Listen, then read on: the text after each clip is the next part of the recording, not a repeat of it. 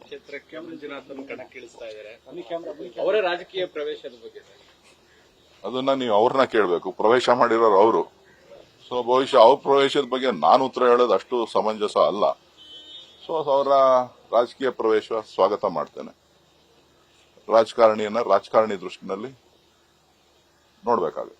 Sir, ಈಗ ಅಚ್ಚರಿ ಅಭ್ಯರ್ಥಿ ಮುಖಾಂತರ ಅಚ್ಚರಿ ಫಲಿತಾಂಶ ನೀಡಬೇಕು ಅನ್ನೋ ಲೆಕ್ಕಾಚಾರದಲ್ಲಿದ್ದಾರೆ ಸರ್ ಬಿಜೆಪಿ ಮತ್ತೆ ಜೆಡಿಎಸ್. ಯಾರಿಗೆ ಅಚ್ಚರಿ?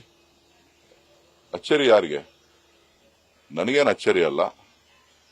ಇದು ದೇವೇಗೌಡರ ಕುಟುಂಬದ ಮತ್ತೊಂದು ಭಾಗ.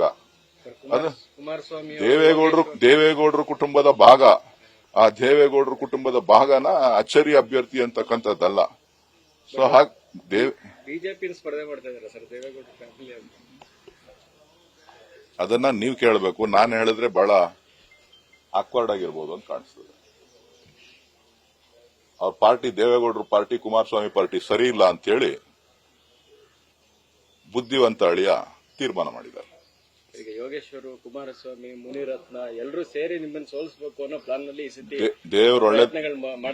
ದೇವ್ರು ಒಳ್ಳೇದು ಮಾಡ್ಲಿ. ನೀವು ನನ್ನ ಪರ ಇರಿ ಅಷ್ಟೇ.